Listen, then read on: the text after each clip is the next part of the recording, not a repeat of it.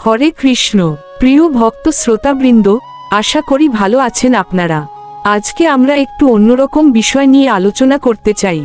আলোচনার বিষয়টি হল সন্তান লাভে মায়ের বিরল ত্যাগ ও ভক্তির এক সত্য ঘটনা।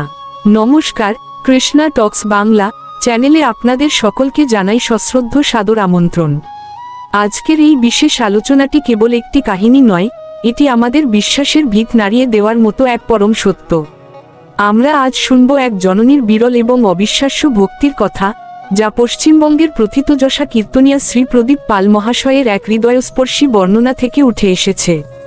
আজকের এই আলোচনাটি আদ্যোপান্ত শুনলে আপনি বুঝতে পারবেন ভগবানের প্রতি নিঃশর্ত আত্মসমর্পণ আসলে কাকে বলে। শ্রী প্রদীপ পাল মহাশয় তার একটি বিশেষ আলোচনায় এক মায়ের কথা উল্লেখ করেছেন। তিনি দেখেছিলেন সেই মা অত্যন্ত নিষ্ঠার সাথে কেবল বাম হাত ব্যবহার করে আহার গ্রহণ করছেন। সাধারণ দৃষ্টিতে এটি অস্বাভাবিক মনে হলেও এর পেছনে লুকিয়ে ছিল এক অলৌকিক ত্যাগের সংকল্প। মা যখন পেটে সন্তান ধারণ করেন তখন থেকেই তার ত্যাগের যাত্রা শুরু হয়। কিন্তু এই মা যা করেছেন তা ত্যাগের সংকল্পকেও ছাড়িয়ে গেছে। তিনি বারবার সন্তান হারিয়েছেন, মাতৃত্বের শোকে পাথর হয়ে গিয়েছিলেন, কিন্তু তিনি হাল ছাড়েননি।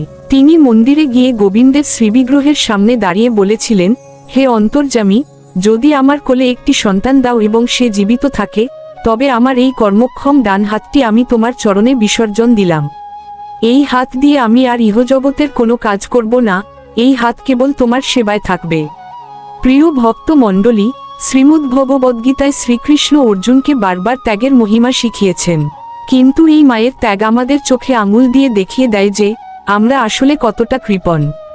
আমরা ভগবানকে ডাকি বটে, কিন্তু নিজের সামান্যতম সুখ বা সুবিধা ছাড়তে রাজি হই না। শ্রী প্রদীপ পালের বর্ণনায় সেই জননী যখন বাম হাতে খাবার খাচ্ছেন, তখন তিনি আসলে তার অহং এবং শরীরের ওপর মায়া ত্যাগ করেছেন। শাস্ত্রে একেই বলা হয়েছে অনন্য ভক্তি। যখন কোনো ভক্ত তার জীবনের সবথেকে গুরুত্বপূর্ণ অঙ্গ বা কর্মকে ভগবানের নামে উৎসর্গ করেন, তখন ভগবান সেই ভক্তের কাছে ঋণী হয়ে যান। ওই মা তার ডান হাতকে নিষ্ক্রিয় করে রেখে প্রমাণ করেছেন যে ভক্তি কেবল চোখের জল নয়, ভক্তি হলো ত্যাগের আগুন। এখানে একটি অত্যন্ত জরুরি বিষয় যা আমি মিলন দেবনাথ আপনাদের বলতে চাই, মায়ের এই বিশাল ত্যাগের সময় বাবার ভূমিকা কি হওয়া উচিত? অনেকে মনে করেন সন্তান তো মা জন্ম দেন, বাবার দায়িত্ব কেবল অর্থ উপার্জন। কিন্তু এটি ভুল ধারণা। শ্রী প্রদীপ পাল যে মায়ের কথা বলেছেন, সেই মা যখন তার ডান হাত উৎসর্গ করে দিলেন, তখন পরিবারের প্রধান হিসেবে বাবার দায়িত্ব ছিল তাকে পরম মমতায় আগলে রাখা।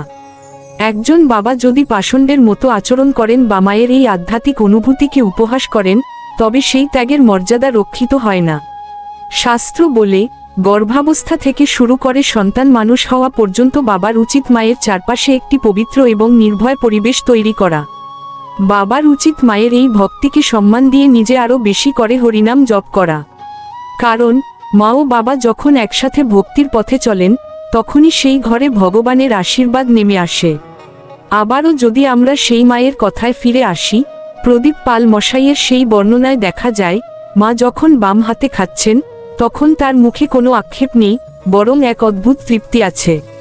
তিনি জানেন তার একটি হাত অকেজ হয়ে থাকলেও তার কোলের সন্তানটি সুরক্ষিত আছে।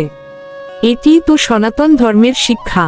আমাদের জীবনেও অনেক সময় অনেক বিপদ আসে, আমরা ভেঙে পড়ি, ভগবানকে গালি দিই, কিন্তু আমরা কি ওই মায়ের মতো একবারও বলতে পেরেছি, হে গোবিন্দ, আমার এই দোষ বা আমার এই প্রিয় বস্তু আমি তোমার চরণে দিয়ে দিলাম, তুমি শুধু আমায় শান্তি দাও? আমরা নিতে শিখি, কিন্তু দিতে শিখি না। এই মায়ের বাম হাতে আহার গ্রহণের দৃশ্যটি আমাদের মনে করিয়ে দেয় যে ত্যাগের মাধ্যমেই পরম সুখ অর্জন করা সম্ভব। অনেকে প্রশ্ন করতে পারেন, ভগবান কি সত্যিই এমন ত্যাগ চান? আসলে ভগবান আমাদের অঙ্গহানি চান না, তিনি চান আমাদের মনের সংকল্পের দৃঢ়তা। এই মা যখন তার ডান হাত উৎসর্গ করলেন, তিনি আসলে তার সবথেকে শক্তিশালী কর্মশক্তিকে ভগবানের চরণে সঁপে দিলেন। এটি একটি আধ্যাত্মিক বিজ্ঞান। যখন আমরা আমাদের সবথেকে প্রিয় কোনো বস্তু ভগবানের জন্য ত্যাগ করি, তখন আমাদের মনের একাগ্রতা বৃদ্ধি পায়। শ্রী প্রদীপ পাল এই সত্যটি আমাদের বোঝাতে চেয়েছেন যে ভক্তি হল বিশ্বাসের চরম পরীক্ষা। ওই মা তার সংকল্পে অটল ছিলেন বলেই আজ তার কাহিনী আমাদের অনুপ্রাণিত করছে। চিন্তা করে দেখুন, সেই সন্তানটি যখন বড় হবে এবং জানতে পারবে যে তার মাতাকে পাওয়ার জন্য এবং বাঁচিয়ে রাখার জন্য নিজের ডান হাতটি ভগবানের সেবায় বিসর্জন দিয়েছেন, তখন সেই সন্তানের চরিত্র কেমন হবে? সেই সন্তান নিশ্চয়ই একজন মহান ভক্ত এবং সুনাগরিক হিসেবে গড়ে উঠবে। আমরা বর্তমান যুগে সন্তানদের অনেক দামি খেলনা বা সম্পদ দিই, কিন্তু এই মায়ের মতো ভক্তি ও ত্যাগের আদর্শ কি দিতে পারি? ত্যাগের মাধ্যমেই প্রকৃত সংস্কার তৈরি হয়। বাবারা যদি মায়ের এই ত্যাগের সহযোগী হন, তবে সেই পরিবারটি একটি জীবন্ত মন্দিরে পরিণত হয়। আমরা হয়তো এই মায়ের মতো কঠোর তপস্যা করতে পারবো না, কিন্তু শ্রী প্রদীপ পাল মহাশয়ের এই আলোচনা থেকে আমরা একটি সহজ পথ খুঁজে নিতে পারি। কলিযুগে নাম সংকীর্তনই হল শ্রেষ্ঠ পথ। যদি আমরা আমাদের হাত দিয়ে অন্তত প্রতিদিন কিছু সময় ভগবানের সেবা করি, তুলসী তলায় প্রদীপ দিই বা আর্ত মানুষের সেবা করি, তবেই ওই মায়ের ত্যাগের প্রতি সম্মান জানানো হবে। শ্রীকৃষ্ণ গীতায় বলেছেন, ছোট ছোট ত্যাগের মাধ্যমেই মানুষ পরম গতি লাভ করে। ওই মা আমাদের শিখিয়েছেন যে শরীরের চেয়ে আত্মা এবং ভগবানের প্রতি ভক্তি অনেক বেশি দামি। এই মায়ের কাহিনী আমাদের আরও একটি জিনিস শেখায়, তা হলো ধৈর্য।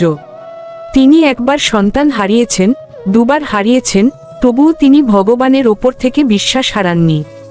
আমরা সাধারণত একবার বিপদে পড়লেই ভগবানের অস্তিত্ব নিয়ে প্রশ্ন তুলি, কিন্তু এই জননী প্রমাণ করেছেন যে অন্ধকার যত গভীর হয়, ভোরের আলো তত কাছে থাকে। প্রদীপ পাল মহাশয়ের বর্ণনায় এই ধীরস্থির ভক্তিই হল আসল বৈষ্ণব দর্শন। শোককে শক্তিতে রূপান্তর করার নামই হল আধ্যাত্মিকতা।